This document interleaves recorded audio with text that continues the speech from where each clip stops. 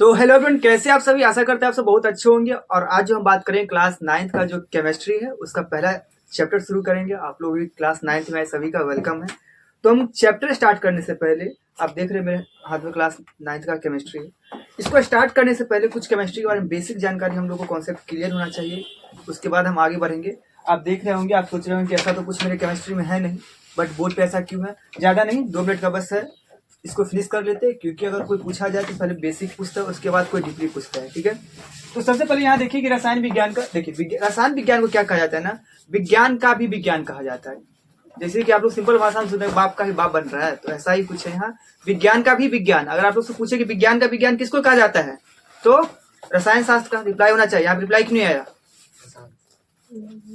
ठीक है, एक समझाए थे कि अगर कुछ पूछा जाए तो उसका रिप्लाई आना चाहिए। ठीक है, तो आप इसको समझिए कि रसायन शास्त्र को विज्ञान का भी विज्ञान कहा जाता है। क्यों? क्योंकि अगर बायोलॉजी पढ़ रहे हैं तो वहां विज्ञान आ जाएगा। अगर डॉक्टर के पास गए, दवाई लिखा था, क्या बायोलॉजी लैब में जाएंगे? नहीं। डॉक्टर की दुकान, मेडिसिन शॉप में जाएंगे। अब मेडिसिन क्या चीज से बना? मिलके आपका केमिस्ट्री से ही तो मिलके बना है। वहां जो भी दवाई क्या चीज से, केमिस्ट्री से ही मिलके बना है ना। फिजिक्स पढ़िएगा, कुछ देर पढ़िएगा, उसका फिर आपका जो पॉइंट आएगा आपका कहाँ से जाकर मैच खाएगा? केमिस्ट्री से मैच खाएगा। इसलिए इसको विज्ञान का भी विज्ञान कहा जाता है। इसको बाकी का जरूरत नहीं पड़ता है, लेकिन ये दो जो इसके अलावा वो सभी को इसका जरूरत पड़ता है, फिजिक्स को भी और बायोलॉजी को भी, बट इसको जरूरत नहीं पड़ता। इसलिए इसको विज्ञान का भी विज्ञान कहा जाता है। इसलिए हम क्या पढ़ते हैं विज्ञान, रसायन शास्त्र में हम क्या पढ़ते हैं? तो क्या पढ़ते हैं आप यहाँ देख रहे हैं, इसमें हम पदार्थ और उसके अंदर के गुणों का अध्ययन करते हैं। क्या पढ़ते हैं इसमें? इसमें पदार्थ और उसके अंदर का गुणों का अध्ययन करते हैं। किसके अंदर के?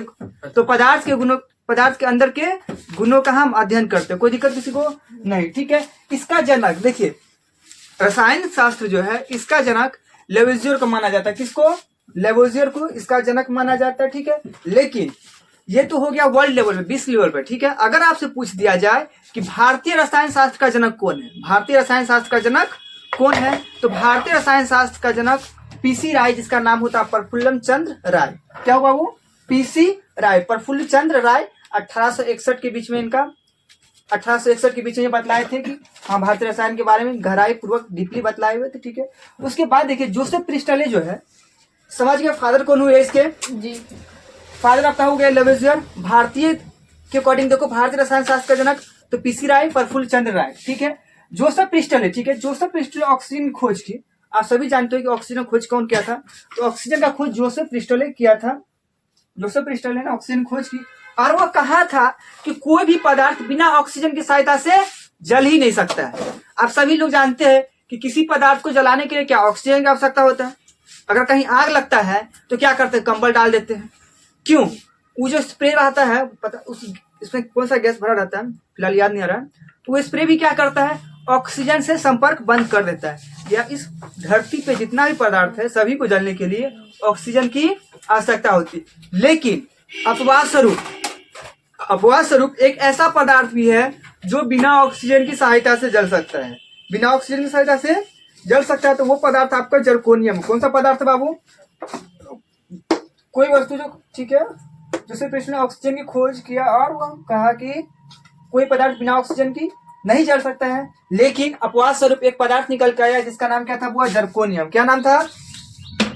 जर्कोनियम। वो आपका बिना ऑक्सीजन की सहायता, इसको कोई जरूरत नहीं है। किसका जरूरत नहीं है? ऑक्सीजन का। बिंदासगी से ये जल लेगा। यहां तक समझ गए। उसके बाद हम समझेंगे पदार्थ में 5 अवस्था है। इससे पहले महर्षि कनाड थे, महर्षि कनाड वो बतला चुके थे कि बतलाएंगे। पहले उसको छोड़िए, पहले इसको समझिए, बोर्ड पे लिखा हुआ उसको। ठीक है, उसके बाद आप यहाँ देखिएगा पदार्थ क्या होता है। केमिस्ट्री पढ़ने का मतलब बार बार पदार्थ। पहला आपका चैप्टर है हमारे आसपास के पदार्थ, matter in our surrounding. Chemistry का पहला चैप्टर ही है। और आप लोग ये समझ लीजिए, ऐसा पढ़ेंगे इसको कि दोबारा कभी भी कॉम्पिटिटिव लाइफ में जाए या कहीं भी एग्जाम दे तो हमको मैटर से रिलेटेड टॉपिक होगा, चैप्टर होगा, उसको खोल के देखने का जरूरत नहीं पड़ेगा। जो भी basic and deeply higher level का कॉन्सेप्ट होगा वो सारा इसमें डिक्लेयर कर दिया जाएगा। और आप लोग का बुक का भी ध्यान में रखा जाएगा। ऐसा नहीं कि बुक को हवा पानी में लेकर चला जाएगा।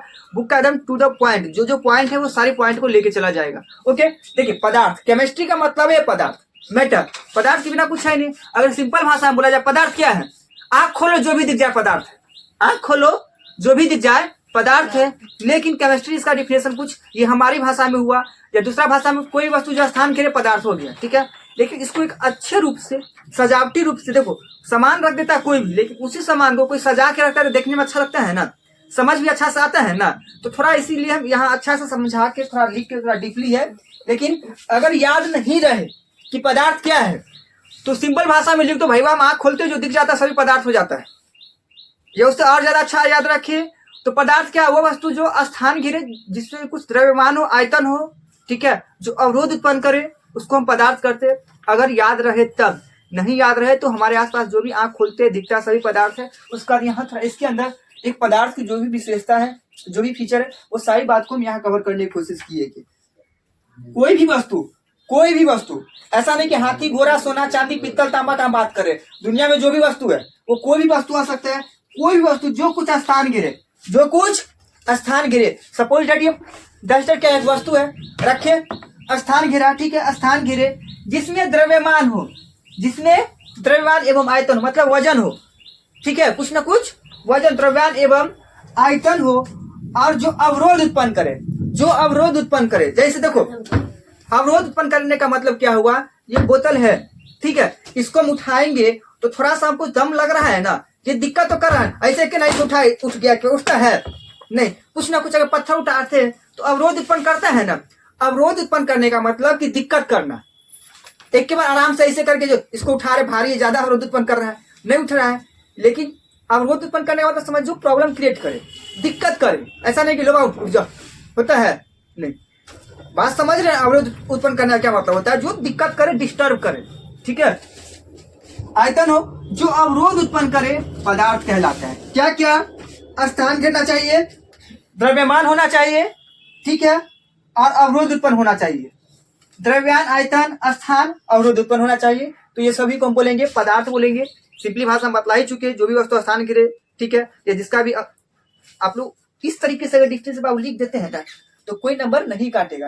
लेकिन यही लिखे आँख खोले जो दिख गया वो सभी पदार्थ है, ये जो जिसमें कुछ द्रव्यमान हो, आयतन हो, पदार्थ है, तो उतना अच्छा से बात नहीं लग रहा है। लेकिन अगर इस डिफिनेशन को आप लिखते हैं ना तो पदार्थ की जो भी विशेषता वो सारी बातें इसमें कवर हो जा रहा है, तो किसी को कोई दिक्कत नहीं। तो अभी हम समझेंगे, पहले पदार्थ के 5 अवस्था में बांटा जाएगा, ठीक है।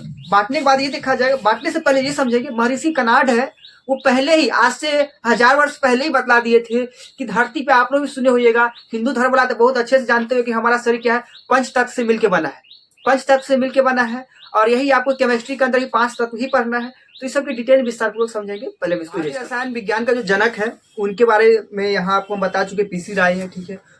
इनसे हजारों वर्ष पहले बतला चुके थे महर्षि कणाद। ये भारतीय है, इंडियन है। थोड़ा पहले घर को जानना चाहिए ज्यादा अच्छे से, उसके बाद पड़ोसी के बारे में जानना चाहिए, ठीक है। तो ये हमारे इंडियन हुए, घर के हुए महर्षि कणाद हजारों वर्ष पूर्व बता चुके थे कि कुछ ऐसा पदार्थ है जो 5 तत्व मिलकर बना हुआ है। थोड़ा बोर्ड पे हम ध्यान देते हैं, ठीक है। जैसे कि आप लोग यहाँ देख रहे हैं, महर्षि कणाद ने पदार्थ को 5 मूल तत्वों वर्गीकृत किया है, जिसमें पंचतत्व कहा गया। इसके अनुसार प्रकृति के सभी वस्तुएं, चाहे वह सजीव हो या निर्जीव हो, पंचतत्व से बना हुआ है। महर्षि कणाद का आप लोग फोटो देख रहे हैं, ये महर्षि कणाद ही कहे थे कि इस पृथ्वी पे जो है, सजीव हो, निर्जीव हो या वस्तु हो, क्या चीज से मिलकर बना है, 5 तत्व से मिलकर बना हुआ है। हिंदू धर्म में अगर जो बच्चा होंगे वो बहुत अच्छे समझ रहे होंगे, हमारा शरीर जो 5 तत्व से मिलकर ही बना हुआ है। इसलिए देखिएगा, अगर हिंदू धर्म का कोई मरता है, उनका अंतिम संस्कार किया जाता है, 5 तत्व की उपस्थिति में किया जाता है। ये 5 तत्व की उपस्थिति में किया जाता है। हिंदू धर्म वाला जो भी होंगे समझ पा रहे होंगे, अगर किसी का मृत्यु होता है, उनका अंतिम संस्कार जहां पर ये 5 तत्व उपस्थित रहता है वहीं पे किया जाता है। पहला नंबर की वायु में, हवा के संपर्क में होता ही है। दूसरा पृथ्वी के संपर्क में। तीसरा अग्नि होता है ना, अग्नि से, हिंदू धर्म का अग्नि से अंतिम संस्कार होता है। जल के सामने होता है। देखिएगा, शमशान घाट वहीं पर रहेगा जहाँ पे जल रहेगा हिंदू वाले का। देखिए ऐसा कोई शमशान घाट जहाँ पे नदी ना हो ही नहीं सकता, ठीक है। उसके बाद खुले आकाश में कोई देखिए शमशान घाट जो पैक हो, रूम ऐसा बन के हो नहीं, जहां भी होगा वो खुले आकाश में होगा। नीचे का नहीं दिख रहा है, छोड़ देना, ठीक है। आकाश यानी कि ये 5 तत्व मिलके ही शरीर भी बना है और शरीर का अंत भी होता है, तो 5 तत्व के सामने ही अंत किया जाता है। ये महर्षि कणाद कहे थे। और ये महर्षि कणाद के बारे में समझ चुके हम। आगे किसी और चीज के बारे में, यानी कि हम आगे पदार्थ का जो रसायन विज्ञान है उसके बारे में हम द्रव्य लिख दिए हुआ। तो चलिए हम पदार्थ, पहले तुम द्रव्य लिख लिया, द्रव्य क्या, चलो सॉरी, हवा लिखा हुआ समझ ज्यादा, ठीक है। द्रव्य क्या, देखिए अब हम जो भी बातें बेसिक समझना था इसके बारे में, केमिस्ट्री के बारे में, इसका जनक कौन है, कौन है इसका जनक, आवाज क्यों नहीं आ रहा, लेवेज़, भारतीय रसायन शास्त्र का जनक, भारतीय रसायन शास्त्र का जनक पीसी राय, कौन है, पीसी राय, पीसी राय का पूरा नाम प्रफुल्ल चंद्र राय, ठीक है। उसके बाद है कौन कहा था कि हमारा शरीर या दुनिया में कुछ भी पंच तत्व के महर्षि कनाड, किसी को कोई दिक्कत न। अब हम महर्षि कनाड को भी समझ लिए, अब हम समझेंगे पदार्थ के बारे में। उससे पहले एक आता है द्रव्य। आपका जो बुक है ना बुआ, इसका पहला पॉइंट है द्रव्य, इसलिए हम बतलाती है कि द्रव्य के बारे में हम लिख दिए कि आप लोग ऐसा ना बोले कि भैया पॉइंट आप नहीं करवा रहे, ठीक है। द्रव्य के बारे में हम पहला पॉइंट है, आप लोग देख सकते हैं द्रव्य आपका पहला पॉइंट है, इसलिए द्रव्य आपको हम समझा देते हैं कि द्रव्य होता है क्या, ठीक है। तो यहाँ लिखे द्रव्य एक प्रकार का पदार्थ है, द्रव्य भी क्या हुआ, एक प्रकार का पदार्थ है, लेकिन वो एक ऐसा पदार्थ है जिसको आप विभक्त नहीं कर सकते। पानी को कभी तोड़ के अलग कर सकते हैं, एगो टुकड़ी, दो टुकड़ी, तीन टुकड़ी, कभी नहीं कर सकते। पानी को कभी विभक्त नहीं कर सकते, इसलिए द्रव्य एक प्रकार का पदार्थ है जिसे किसी भी भौतिक प्रक्रिया द्वारा, कोई भी तरीका लगा लो, कोई भी दिमाग लगा लो, किसी भौतिक प्रक्रिया के द्वारा विभाजन या विभक्त नहीं किया जा सकता है। यानी कि द्रव्य क्या है, एक ऐसा पदार्थ है जिसको किसी भी रासायनिक या भौतिक प्रक्रिया द्वारा उसको विभक्त आप नहीं कर सकते। किसी को दिक्कत पदार्थ, यानी कि आपका द्रव्य क्या है, कोई दिक्कत किसी को नहीं, प्रक्रिया के द्वारा विभक्त किया जा सकता है पंचतत्व, ठीक है। और हमारा शरीर जो भी है क्या चीज से मिलकर बना है, पंचतत्व से मिलकर बना हुआ है। दुनिया में जो भी ये सजीव पदार्थ हो या निर्जीव पदार्थ हो, सभी क्या चीज से मिलकर बना है, पंच तत्व से मिलकर बना हुआ है। ये बात कौन कहा था, महर्षि कनाड कहे थे। हम आगे बढ़ते हैं, ओके।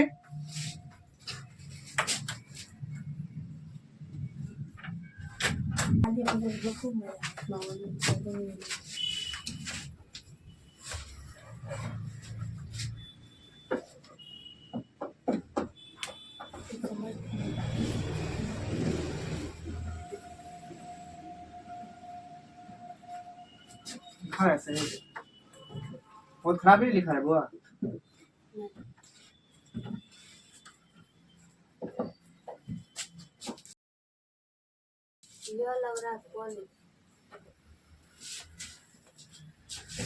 आपका हाथ इतना क्यों खतरा था भैया? पता नहीं यार, हम खुद त्रस्त है। देखिए आपने तो दवाई का नाम इस बार मंगाए हैं, इससे इतना गुस्सा आता है ना बुआ, बता नहीं सकते। कहीं पे इतना रिसल्ट हो जाता है ना। आइए पिए।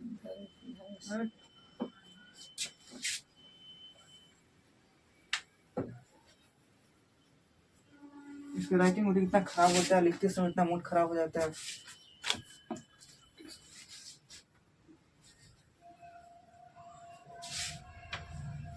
आप लोग लिखते जाइए बुआ।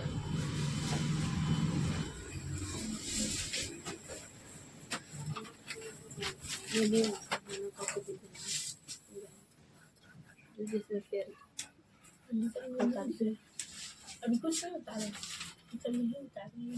हाँ तो उतार लेना, सब कुछ नहीं उतारे। हाँ तो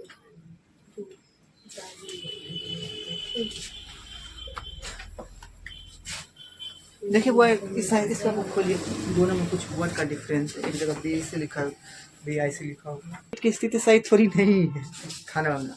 चाय बच्चा सब जो दिखता है भैया टायर के नीचे जो तो रख के चलता है, सबसे कितना कितना लाइक फालतू या फालतू चीज के पीछे ज्यादा आकर्षित होते हैं, बर्बाद क्यों है। बच्चा सब जो दिखता है फालतू का, गुस्सा हो बताता सब चीज। खिलौना का दिखता है बच्चा के लिए, वो लोग सब्सक्राइब कर देता है कि बार-बार वही है भैया। देखो सबसे खराब है, और इस बात की गारंटी के साथ लिख के रख लो साहब कि अगर बच्चा को अभी तुम लोग मोबाइल से इस चीज से टहला रहे हो तो फिक्स है कि बच्चा आपका 10 साल होते होते बैटरी वाला बच्चा बन जाएगा। दिमागी तौर पे हर चीज पे बच्चा कमजोर हो जाएगा।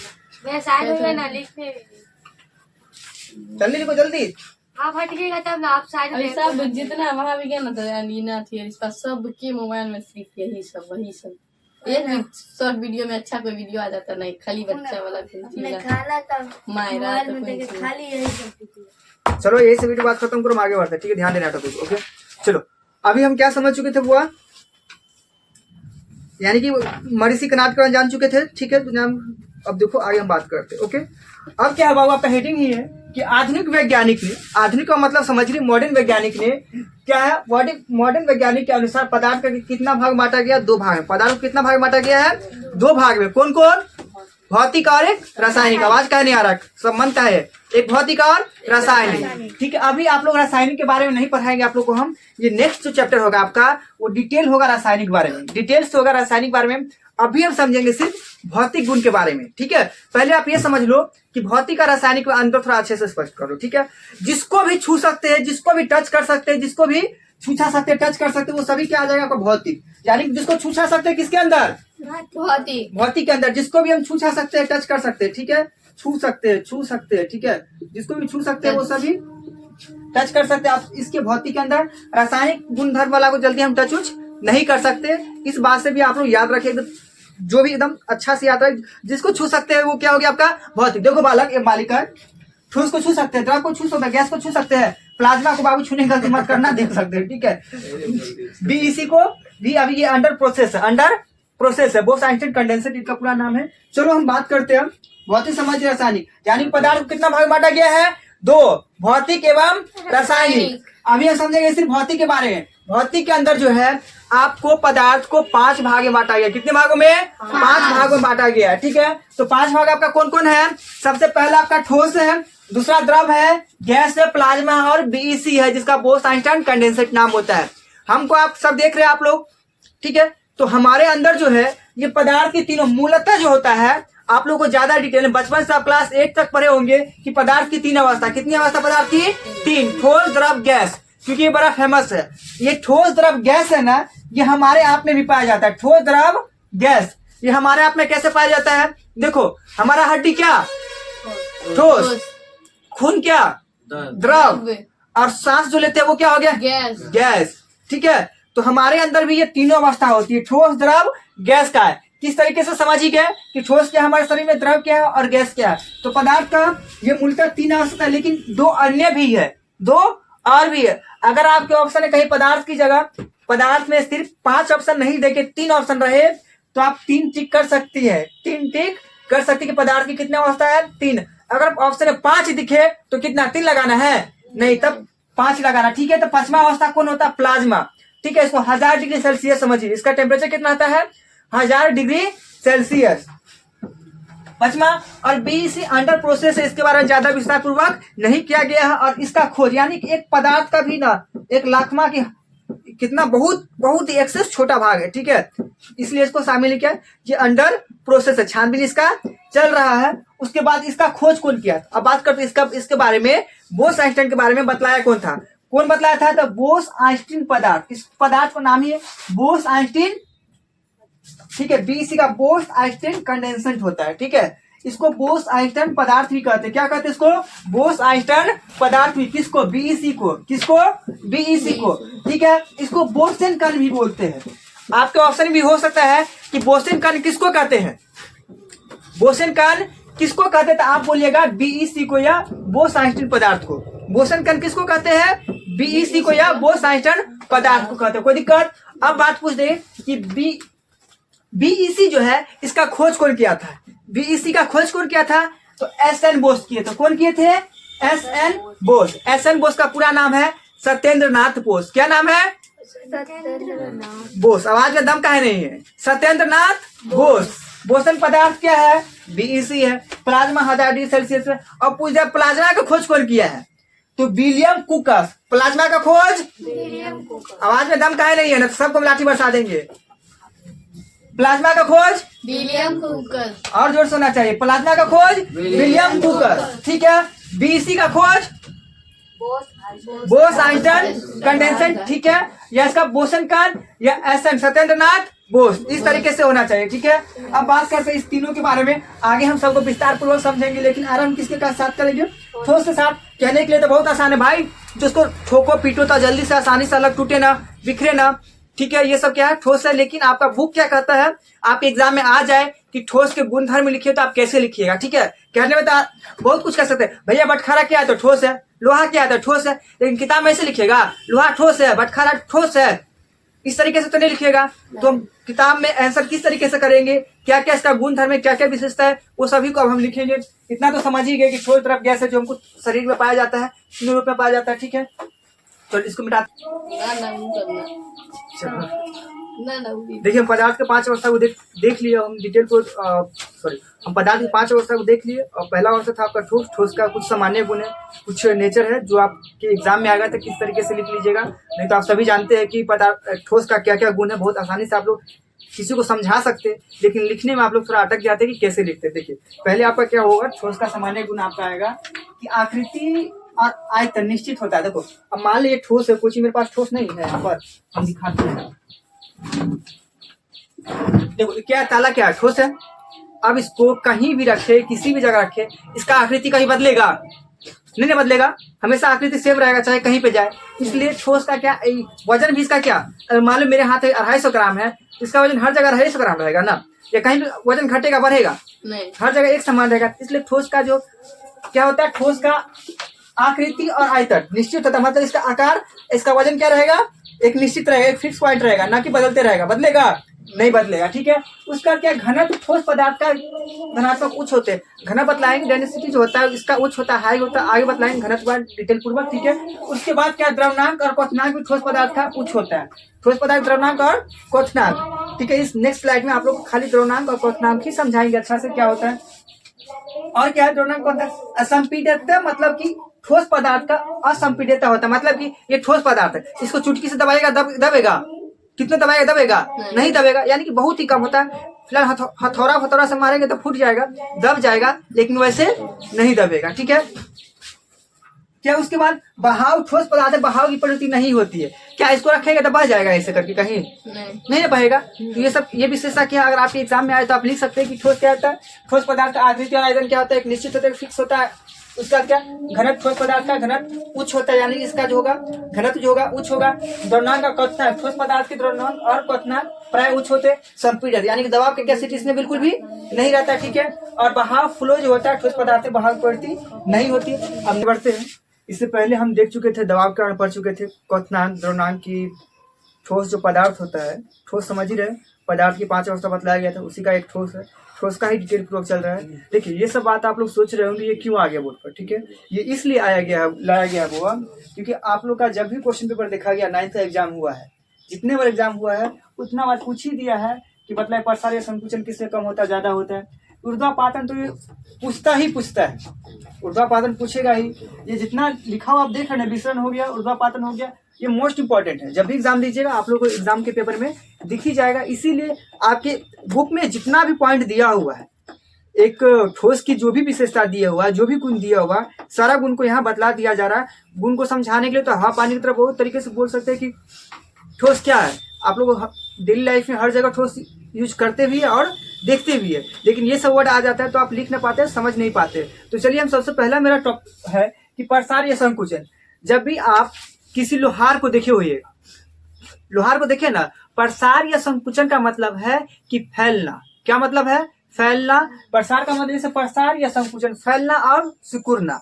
प्रसार का मतलब फैलना और संकुचन का मतलब क्या है, सिकुड़ना। जवाब चाहिए सबको एक साथ, ठीक है, जब पूछा जाए तो।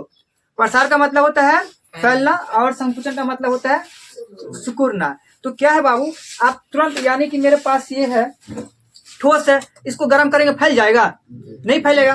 फैलेगा जल्दी नहीं फैलेगा, ठंडा आएगा फैलेगा, फ्रिज रख देंगे फैल जाएगा, सिकुड़ जाएगा, नहीं सिकुड़ेगा। आप लोग सोच रहे हैं कि लोहार कर देता है तो उसको बहुत एक्सेस टेम्परेचर पर ले जाता है तब करता है, नॉर्मली सामान्य टेम्परेचर पर वो नहीं पिघला पाता। और उसको भी लमराने के लिए या फैलाने के लिए, सिकुड़ने के लिए कितना भयानक उसमें बल का प्रयोग किया जाता है, कितना बड़ा हथौड़ा। ऐसा थोड़ी लोग गरमा दो फैल जा, ऐसा होता कभी नहीं। तो ये बात समझ गई कि प्रसार या संकुचन का मतलब क्या था। प्रसार का मतलब फैलना और संकुचन का मतलब सिकुड़ना, जो कि ठोस में बिल्कुल भी होता है, लेकिन न के बराबर होता है, बहुत कम होता है। आप इस तरीके से लिख सकते हैं कि ठोस पदार्थ को गर्म या ठंडा करने पर इसका प्रसार या संकुचन बहुत होता है, बहुत कम होता है यहाँ पे, ठीक है, ठीक है। तो यहाँ पे ये नहीं लिखना था, यहाँ पे क्या लिखना था, बहुत कम होता है। क्या होता है वो, बहुत कम होता है, ज्यादा नहीं, बहुत कम होता है, ठीक है। अब इस प्रसार संकुचन कोई दिक्कत है। नेक्स्ट हम समझते हैं ऊर्ध्वापातन। ये इतना इंपॉर्टेंट है, जब भी आप लोग क्लास 9th का एग्जाम दीजिएगा ना, उसमें पूछेगा। ये 9th के एग्जाम में हर बार पूछेगा, जितना बार दीजिएगा पूछेगा कि ऊर्ध्वापातन क्या है। देखिए किसी भी चीज को आप लोग गर्म करते हैं तो क्या भाप बनता है, द्रव में भाप में परिवर्तन होता है। अरे मान लो चाय को चढ़ा दिए जलने के लिए, किसी चीज को जलने के लिए चढ़ा दिए तो क्या होता है, भाप में परिवर्तन हो जाता है ना। और फिर भाप को ठंडा करके क्या कर लेते हैं, जल में परिवर्तन कर लेते हैं। अगर मान लो भाप है उसको ठंडा करना, जल में परिवर्तन होता है ना। लेकिन इसका जो ऊर्ध्वापातन में है सीधे इसका अपोजिट होता है, सीधे इसका उल्टा होता है। देखो इसको जब गर्म किया जाता है वह प्रक्रिया जिसमें ठोस पदार्थ को गर्म, देखो अब हम ठोसे का विशेषता पढ़ रहे हैं ना, तो किसका नाम आएगा, द्रव का नाम आएगा, नहीं ठोस का ही नाम आएगा। वह प्रक्रिया जिसमें ठोस पदार्थ को गर्म किए जाने पर बिना द्रव में परिणत हुए, बिना द्रव में परिवर्तन। द्रव का मतलब समझ ही गए, लिक्विड अवस्था, जलीय अवस्था। द्रव में परिणत हुए सीधे वाष्प की अवस्था में बदल जाता है, वाष्प की अवस्था में बदल जाता है और उस वाष्प को ठंडा करने पर बिना द्रव में परिणत हुए क्या है, सीधे सीधे मूल अवस्था में या मूल अवस्था में परिणत हो जाता है, ऊर्ध्वापातन कहलाता है। देखो बालक एवं बालिका ध्यान दीजिएगा, इस बात को कहीं दिक्कत हुआ होगा तो हम बात समझाने की कोशिश कर रहे हैं कि किसी ठोस पदार्थ को अगर गर्म कीजिएगा ना तो द्रव में परिणत हुए हुए सीधे क्या है, सीधे वाष्प की अवस्था में बदल जाता है। वो द्रव में न बदलने के बाद सीधे क्या हो जाता है, वाष्प में बदल जाता है। और किसी भी वाष्प को अगर ठंडा कर दो तो जल में बनता है ना, जल बनता है ना। किसी वाष्प को ठंडा करते हैं तो ये जल नहीं बनने के बाद क्या होता है, सीधे ठोस में परिवर्तन हो जाता है। ये जैसे पहले रहता है वैसा परिवर्तन हो जाता है, ठोस के रूप में आ जाता है, न कि वो जल के रूप में आता है। बात समझ में आया।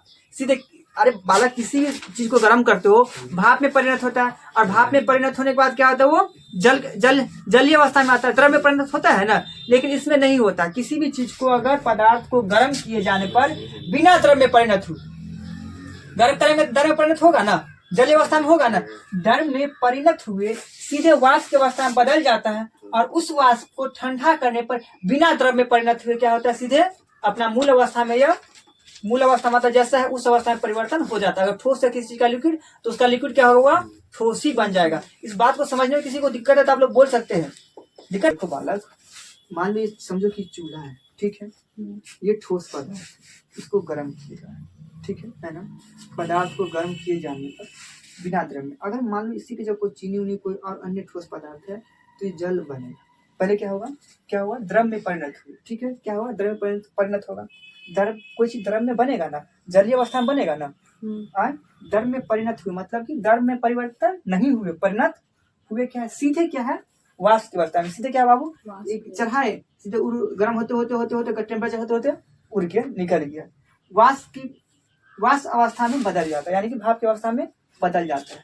और उस वाष्प को ठंडा करने पर अब भाप निकला, ठीक है। उस भाप को अगर ठंडा करते इकट्ठा करके, आप लोग के दिमाग ऐसा तो नहीं चकरा रहा है कि भैया भाप निकला उसको कैसे स्टोर करेंगे, कैसे पकड़ेंगे, ये नहीं ना, क्योंकि केमिस्ट्री में एक पर एक चीज सब है। तो ऐसा दिमाग नहीं लगाइएगा गाँव वाला कि हाँ चावल बना भाप उड़ गया उसको कैसे पकड़ेंगे, कैसे ठंडा करेंगे, ये दिमाग कहीं नहीं चल रहा है। केमिस्ट्री में सबका एक पर एक इक्विपमेंट है, एक पर एक यंत्र है, एक पर एक मशीन सब, तो उस तरीके से किया जाता है। क्या हुआ, ये निकला, द्रव में परिणत नहीं हुआ। कोई चीज को जलाए यानी कि द्रव में पानी वाला अवस्था, लिक्विड अवस्था में ये नहीं बदला, सीधे क्या बन गया, ये सीधे भाप बन गया, सीधे भाप बन गया। अब भाप बन गया तो कुछ भी भाप रहता है, किसी भी चीज का भाप रहता है, अगर उसको ठंडाइएगा तो पानी न बनता है। अब देखिएगा चावल के बर्तन को भाप लगा रहता है, ठीक है, उसको 2 मिनट नीचे उतार के रख दे, पानी का बुलबुला बन जाता है, बन जाता है ना। क्यों, क्योंकि वहां पर से क्या, उस भाप को आप ठंडा किए, अलग हुआ तो ठंडा हुआ ना भाप। और जब भी किसी चीज का भाप ठंडा होगा तो जलीय अवस्था लिक्विड अवस्था में बदलेगा। क्या बदलेगा, जलीय लिक्विड अवस्था में। तो वही बात कह रहा है यहाँ कि ठंडा करने पर बिना द्रव में परिणत, बिना द्रव में, इसको जब ठंडा कीजिएगा तो द्रव में परिणत नहीं होगा, बिना द्रव में परिणत हुए सीधे क्या है, ठोस के मूल अवस्था में परिणत हो जाता है, सीधे ठोस के मूल अवस्था में परिणत हो जाता है, ऊर्ध्वापातन कहलाता है। मतलब जैसा था शुरू में वैसा ही बन जाता है। अब आया समझ में, अब आया वो बात समझ में, ये इंपॉर्टेंट है, ये पूछेगा ऊर्ध्वापातन।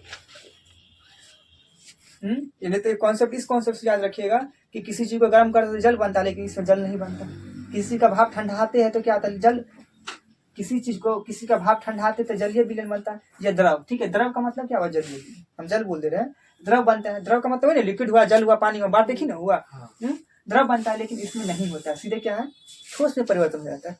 अब आया बात सबको समझ में। अब वो हाथ खड़ा कीजिए जिसको नहीं समझ में आए। आ गया आ गया तो नहीं है समझ में? आगे भैया अभी तो नहीं तो आगे ठीक है,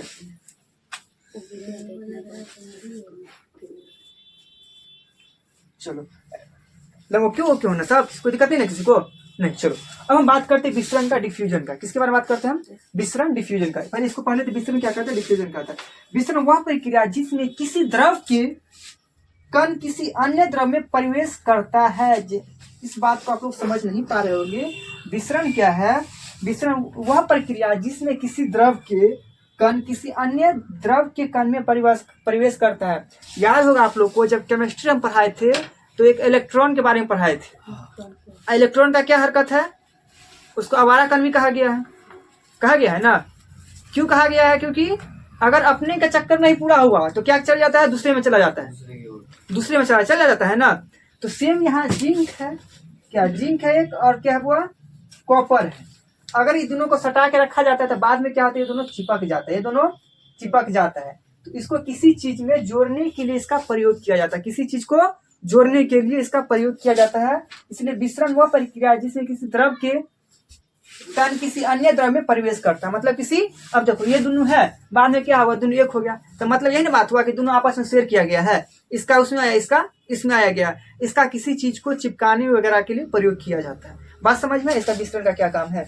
इससे आप हल्के तरीके से इसको नहीं समझा सकते, कुछ है ही नहीं इसमें बात कि क्या होता है। दो गो है, बाद में आप लोग केमिस्ट्री में पढ़ाई इलेक्ट्रॉन क्या कण है, इलेक्ट्रॉन प्रोटॉन अच्छे समझा चुके हैं कि एक दूसरे कण उसमें चला जाता है। जैसे कि हेलोजन लाइट हुआ, जैसे बल्ब हुआ, ये सब क्या हुआ, इलेक्ट्रॉन ही ना प्रवेश कर जाता है। रेडियम हुआ, ये सब बात समझा चुके हैं ना, किसी को दिक्कत नहीं होगा। अगर जो केमिस्ट्री क्लास नहीं की होंगे उसको थोड़ा समझने में दिक्कत हो रहा होगा, लेकिन जो केमिस्ट्री क्लास की वो सब समझने में दिक्कत नहीं हो रहा होगा। ठीक है, क्योंकि आप लोग पहले ही समझा चुके हैं रसायन शास्त्र क्या है।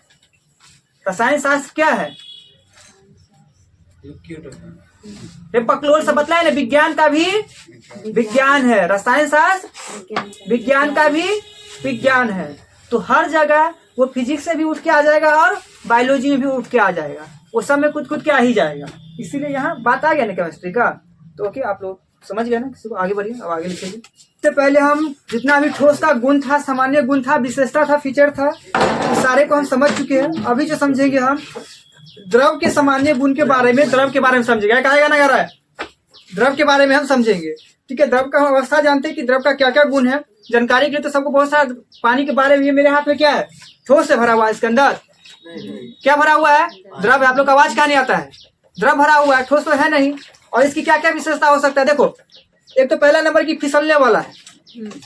ठीक है, पानी पे घर में देखते हो तो उलट पुलट जाते होंगे, टाइल से पानी नहीं गिरा रहता, उलटते हो ना। ठीक है, उसके बाद क्या हुआ, इसका देखो, अगर इसने अभी 5 किलो पानी, सॉरी 5 किलो थोड़ी होगा, कितना होगा, मान लो कि 2 लीटर का है, आधा लीटर पी चुके हैं। ठीक है, आप लोग मत पीजिएगा, इसमें अलग कुछ है। तो क्या हुआ, इतना है तो क्या यहाँ पर मान लीजिए 1.5 किलो है, आप अपने घर ले जाएगा 2 किलो हो जाएगा, छत पे ले जाएंगे तो 3 किलो हो जाएगा। नहीं, हर जगह क्या होगा, ये ऐसा ही अपना वजन आयतन इसका कम नहीं होगा। ठीक है, और उसके बाद बताइए कि ऐसे पानी है तो क्या इसका पानी का कार्य फिक्स है? हटाते इसको, थम्स अप वाला कंपनी कंप्लेन कर देगा मेरा बोतल का धज्जी उड़ा रहे, आप कुछ और यूज कर रहे हैं। देखो इसका भाव दिख रहा है, अभी क्या ऐसा ही, ऐसा शेप है, ऐसा आकार है। अब क्या आकार बदल गया? अब क्या आकार बदल गया? तो इस बात से आप ये भी समझ रहे हैं कि द्रव का आकार निश्चित होता है? नहीं होता। इस बात से अच्छे समझ रहे हैं कि द्रव का आकार कभी निश्चित नहीं होता। देखो ऐसे से कभी खेल लेते हो तुम लोग, आकार इसका जैसा मन वैसा डाल सकते हो। आप लोग बुक में फोटो भी दिया रहेगा कि इसको जिस अवस्था में लाना है उस अवस्था में ला सकते हैं। दूसरा नंबर क्या है आपका, इसको क्या हुआ, मान लो जमा दिए, ठोस बन गया, बॉक्सिंग में काम आ जाएगा, किसी को मारने में काम आ जाएगा। एक मूवी था, बहुत बतला देते, थोड़ा तुम लोग ट्राई मत करना। किसी को अगर मर्डर करते हैं आप लोग तो क्या होता है, फिंगरप्रिंट छूट जाता है, चाकू छूट जाता है, चाकू का निशान छूट जाता है, कुछ ना कुछ छूट जाता है। ठीक है, इसी तरह एक मूवी क्या मर्डर कर रहा था, तो चाकू शेप का क्या था, एक बॉक्स रखे हुआ था, फ्रेम रखे हुआ था चाकू शेप का, और उसमें क्या कर रहा, बर्फ जमा लेता था, और चाकू शेप का बर्फ जम गया, और चाकू से उसी बर्फ जमा हुआ चाकू से सबको मर्डर कर देता था। कोई नामो निशान नहीं, ना कोई चाकू का निशान, भोग कर आ जाओ चाकू अपने आप गल जाएगा। बॉडी टेम्परेचर जाने के बाद गलेगा ना, कोई नामो निशान नहीं। आप लोग ट्राई मत करने लगिएगा घर में, ठीक है। ऐसा चलो समझने के लिए यहाँ समझ गए कि इसके बाद इधर हम देखते हैं जो आप लोग के लिए एग्जाम पे, ठीक है, तुम्ही पे ट्राई करेंगे। बहुत ही ठीक। देखो पदार्थ की द्रव अवस्था, पदार्थ की द्रव अवस्था, ठीक है। द्रव के सामान्य गुण, द्रव के सामान्य गुण। द्रव का मतलब समझ रहे हैं क्या? जलीय अवस्था, पानी वाला, लिक्विड वाला, किसी को कोई दिक्कत नहीं ना।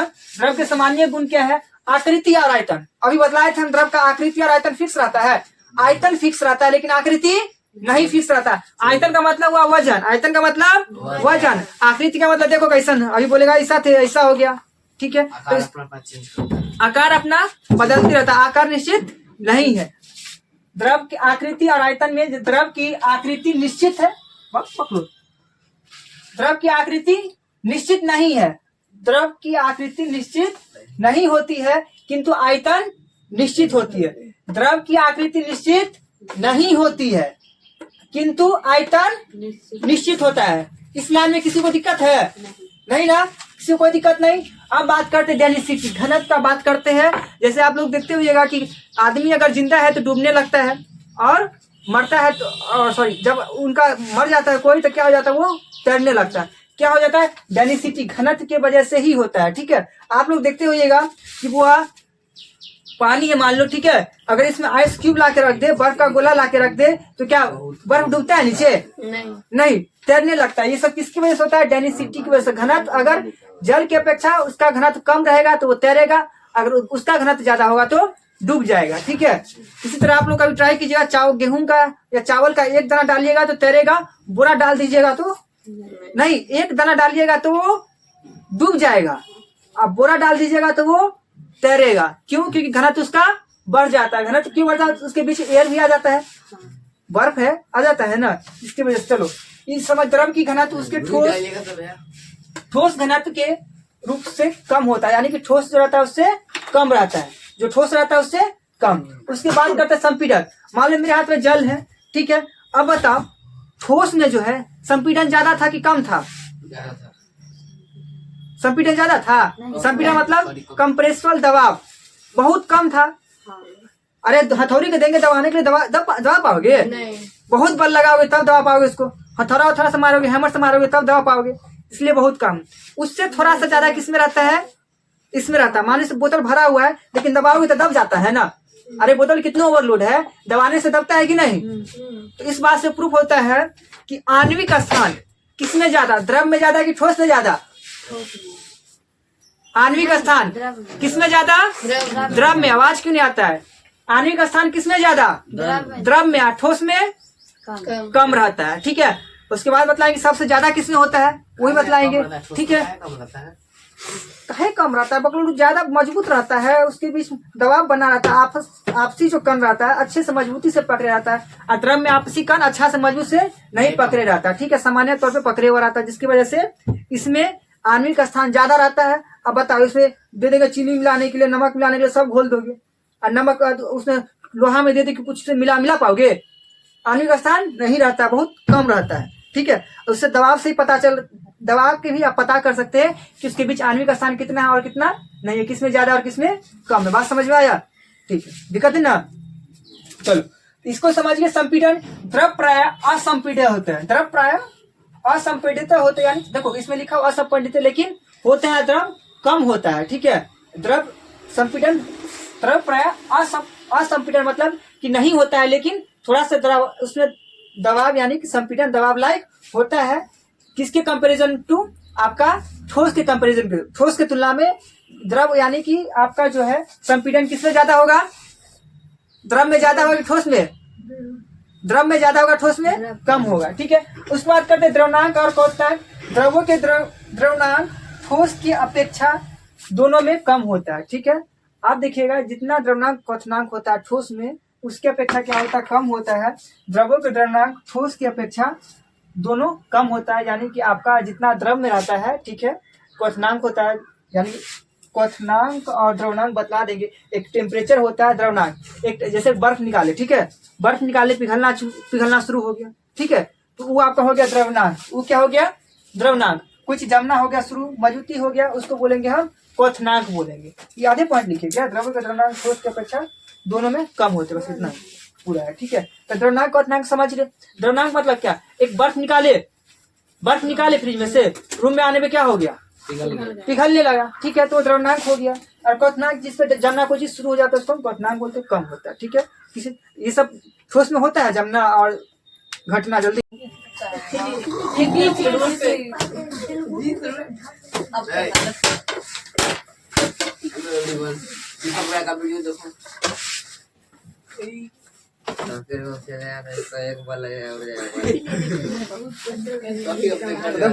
मुद्दे पर आते हैं, आवाज नहीं, तो इसका पेड़ ही बंद हो गया है।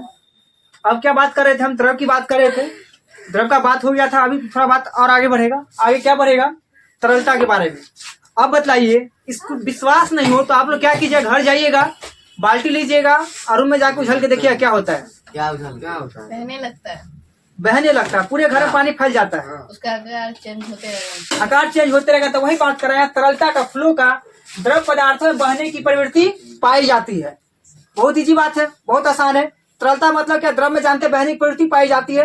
एग्जाम्पल के लिए बोल दिए, घर में जाइएगा, बिछावन पे एक बाल्टी पानी झल के देखिएगा, रूम में एक बाल्टी पानी झल के देखिएगा, ठीक है। तो आप इस तरीके से, अबे आपको बुला लेंगे उसमें, ठीक है, ठोस अवस्था की तुलना में द्रव की अवस्था में के लिए आपको बुला लेंगे। ठोस की अवस्था की तुलना में द्रव अवस्था में अंतरक अणु का स्थान अधिक होता है। अंतरक अणु का स्थान किसमें अधिक होता है, ठोस में या द्रव में, किसमें अधिक होगा, द्रव में, किसमें होगा, द्रव में। ठोस अंतरक अणु का स्थान का मतलब कि वो कोण कितना मजबूत है, ठीक है। अंतरक अणु का स्थान का मतलब कि वो अंदर से कितना मजबूत है, कितना मजबूती से पकड़े हुआ है। तो क्या ठोस ज्यादा मजबूती से पकड़े रहता है कि जल ज्यादा मजबूती से पकड़े रहता है, ठोस। तो किसका आणविक स्थान ज्यादा, ठोस का कि जल का, आणविक स्थान किसका ज्यादा, जल का। जल कब हल्के, जल को उलटते हो पकड़ पिघल यानी फैल जाता है। लोहा कहीं पिघलता है, फैलता है नहीं। तो इस बात से स्पष्ट है, आंतरिक स्थान ज्यादा किसका, जल का। एक साथ जोरदार आवाज आना चाहिए। किसका आणविक आंतरिक स्थान ज्यादा, सबसे कम किसका, ठोस का। सबसे कम किसका, ठोस का। और सबसे ज्यादा किसका, तो गैस का। सबसे ज्यादा किसका, गैस का। थोड़ा सा इत्र रूम में फैला देती तो पूरा रूम में फैल जाता है ना, पूरे घर में फैल जाता है ना। तो सबसे ज्यादा किसका होगा, इत्र का होगा या स्मेल का होगा, ठीक है। तो इसमें तरलता किसी को कोई दिक्कत नहीं, ठीक है। द्रव पदार्थ में बहने की प्रवृत्ति पाई जाती है। ठोस अवस्था की तुलना में द्रव का अवस्था में अंतरक अणु का स्थान अधिक होता है। अब बात करते हैं विसरण का, डिफ्यूजन का। इससे पहले हम पढ़े थे ठोस में क्या होता है, जिंक और कॉपर को एक साथ रखने में क्या हो रहा था, बाद में चिपक जा रहा था, ठीक है। इसके साथ देखते हैं विसरण में क्या होता है, डिफ्यूजन में क्या होता है। द्रव में परस्पर मिश्रित हो जाने की प्रवृत्ति पाई जाती है, क्योंकि इसमें बहने की गुण होता है। अब देखो, मिश्रित हो जाने की प्रवृत्ति पाई जाती है। आप लोग नमक पानी पिए होंगे, चीनी पानी पीते हैं, शरबत पानी पीते हैं ना। अब क्या होता है, उसमें मिश्रित होने जाने की प्रवृत्ति पाई जाती है ना। देखो, इस पानी मेरे हाथ में कहाँ गया, मेरा पानी, दवाई वाला पानी, इसमें 3-4 चीज मिला हुआ है, दिख रहा है। इसमें दवाई मिला हुआ है, नमक मिला हुआ है, चीनी मिला हुआ है, ORS मिला हुआ है, दिख रहा है कुछ भी। तो मतलब क्या हुआ, इसका जो है अंतरक द्रवों में परस्पर मिश्रित हो जाने की प्रवृत्ति पाई जाती है, क्योंकि इनमें बहने का भी गुण होता है, और अंतरक अनुस्थान ज्यादा तब न मिक्स हो जा रहा है। अंतरक अनुस्थान रहेगा नहीं तो मिक्स हो पाएगा, नहीं हो पाएगा। चलो, वेरी गुड। उसके बाद है द्रव का जमना। देखो, द्रव ही है ना, ये तीनों अवस्था में पाया जाता है। इसको क्या करेंगे, मन किया तो जमा दे, ठोस बन गया ना। मन हुआ तो जमा दिए, ठोस बन गया। मन हुआ तो जला दिए, भाप बन गया।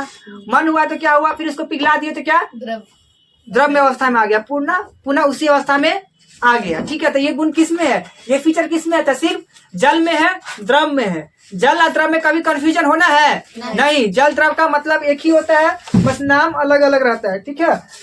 द्रव का जमना कि आप बतला चुके हैं कि कोई भी चीज कब जमेगा, जब उसका टेम्परेचर प्लस में जाएगा, नहीं माइनस में। कब जमेगा, माइनस में, ठीक है। अब माइनस में कब, यानी कि 0 डिग्री सेल्सियस के ऊपर जाएगा तो जमना कोई चीज शुरू हो जाएगा, ठीक है। तो कोई चीज जमेगा कब, माइनस में जाने पे या 0 डिग्री सेल्सियस पर जाने पर, ठीक है। ओके, किसी को दिक्कत नहीं। अब बात करते हैं द्रव का जमना, ठीक है। किसी भी द्रव का ठोस के रूप में परिवर्तित द्रव का जमना कहलाता है। ठोस के रूप में परिवर्तन क्या कहलाता है? द्रव का जमना कहलाता है। ठीक है, उदाहरण के लिए क्या है बाबू, आप लोग उदाहरण के लिए जल को 0 डिग्री सेल्सियस पर बता चुके, क्या चीज पर? 0 डिग्री सेल्सियस पर गर्म करने, या 273 केल्विन, 273 केल्विन या 0 डिग्री सेल्सियस अथवा एक ही होता है। ठीक है, वो केल्विन। इससे पहले हम लोग पदार्थ की ठोस अवस्था, द्रव अवस्था बहुत अच्छे समझ चुके हैं। अब जो समझने वाले हम क्या, पदार्थ की गैसीय अवस्था समझेंगे। कौन सा अवस्था? गैसीय अवस्था है। गैसीय अवस्था बहुत सारे कॉमन बात है। एग्जाम्पल के लिए हम ले ले, सपोज हम यहाँ पे आज स्प्रे लगा के आ जाते, टोटली क्लास मिलकर टोटली क्लास अच्छा से गमकने लगता है। ठीक है, क्या रीजन है, ऐसा क्यों होता है? ठीक है, मान लो कि सिलेंडर है या किसी चीज में कोई घर वाला सिलेंडर एलपीजी है, ठीक है, थोड़ा उसको स्मेल करके छोड़ दो, पूरा घर महकने लगेगा, अगल बगल आ जाएगा, ऐसा होता है ना। तो ऐसा क्यों होता है, क्या होता है? ठीक है, चलो याद ध्यान दीजिए। आप देख रहे हैं यार, पदार्थ की गैसीय अवस्था। ठीक है, पदार्थ की गैसीय अवस्था। तो पदार्थ की गैसीय अवस्था कौन कौन हो सकती है? आप जानते हैं पदार्थ भी क्या है, गैस भी क्या है, एक पदार्थ है। गैस भी क्या है, एक पदार्थ है। पदार्थ को 5 भाग बांटा गया था, ठोस, द्रव, गैस और 2 अन्य हैं। ठीक है, जिसको हम बोलते हैं प्लाज्मा और बोस-आइंस्टाइन, BEC बोलते हैं। उसमें तो किसी को डाउट नहीं ना है। तो फिलहाल हम पदार्थ की तीसरी अवस्था को बारे में पढ़ रहे हैं। तीसरी अवस्था जो उसके बारे में, ठीक है, आवाज आना चाहिए पूछा जाए। पहला है आकृति और आयतन। आकृति और आयतन कहने का मतलब क्या है? गैस का कोई आकृति निश्चित नहीं होता है। गैस का कोई आकृति निश्चित नहीं होता, आयतन भी निश्चित नहीं होता। जिस तरीके से ये पानी है, इसको जैसा बर्तन में डालोगे तो वैसा रंग ले लेता है ना। सेम आपका गैस भी क्या है बाबू, जिस सिलेंडर में डालोगे, जिसमें डालोगे, वो पूरा जगह बोलेगा भाई हमारा है, सिर्फ मेरा है, रंगदारी दिखाता है। जहां पे बैठेगा टोटल एरिया उसी का कब्जा हो जाता है। इसी वजह से क्या कहता है, ना तो उसका आकृति निश्चित होता है, ना ही उसका आयतन निश्चित होता है। देखो, अगर इतनी कुछ शीशी में स्प्रे बंद करके रहा तो उसमें भी खुश हो जाएगा। ठीक है, उसको फोड़ दो, फूटेगा कि बोलेगा सब भागो मेरा हो जाएगा। ऐसा ही होता है ना। आप लोग लड़की लोग कॉस्मेटिक यूज करते होंगे, क्रीम वगैरह, शीशी में रहता होगा तो ठीक है, लड़की का तो मत ही पूछो, खाली रोड पे चल जाए। घनत्व डेंसिटी देखिए, ठोस का घनत्व कम होता है कि ज्यादा होता है? ठोस का घनत्व कम होता है कि ज्यादा होता है? क्या होता है? ज्यादा होता है पकड़ो। ठोस का घनत्व कस के पकड़ते हैं, ठोस का घनत्व ज्यादा होता है। उसके बाद थोड़ा सा द्रव की घनत्व, ठीक है, ठोस एवं द्रव की तुलना में गैस के घनत्व निम्न होते हैं। इस बात से क्या स्पष्ट हो रहा है कि सबसे ज्यादा घनत्व किसका?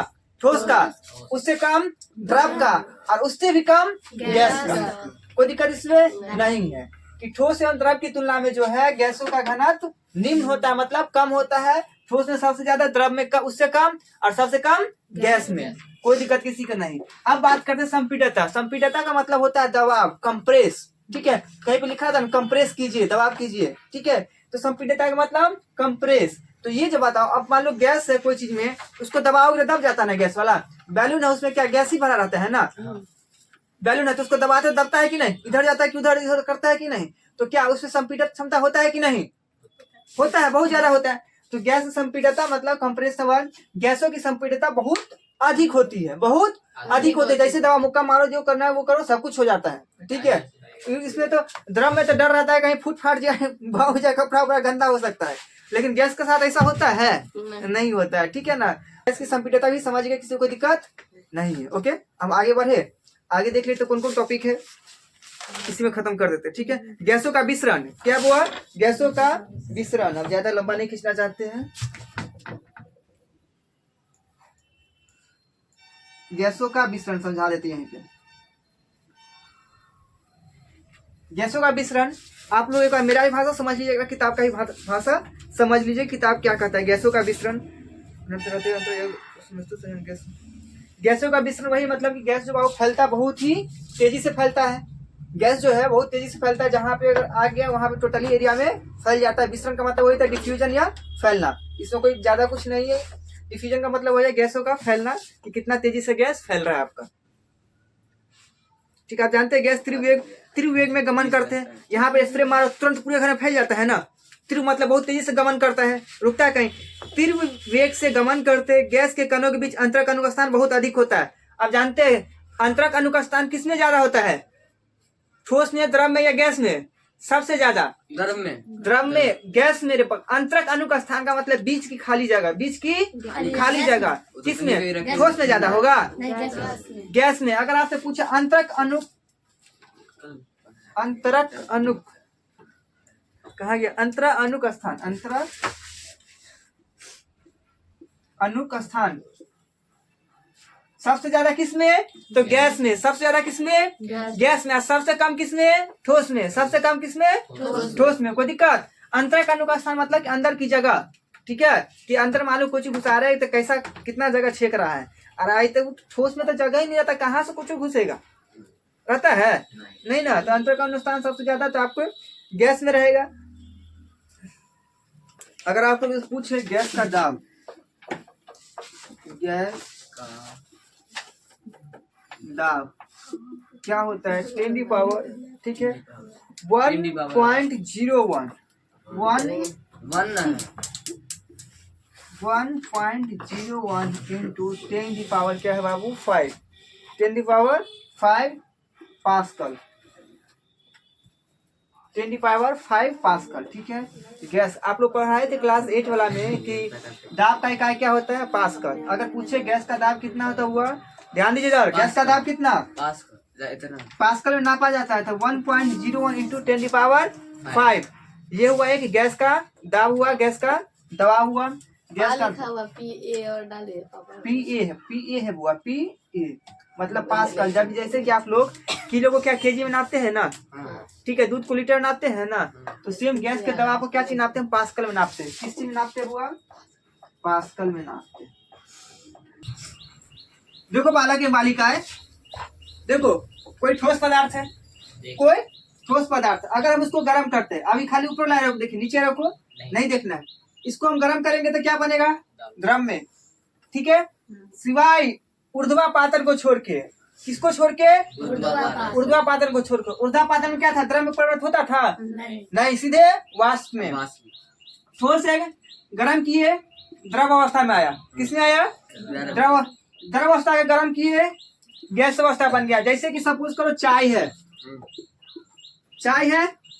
चढ़ा दी, सॉरी चाय को मत लो, चीनी उनी को लो, ठीक है, चीनी को लिए किसी को गर्म करते लिक्विड में आया, चाय जैसा बन गया। चाय को चढ़ा के छोड़ दे तो क्या हो जाता है? टर्न करके भाग जाता है ना।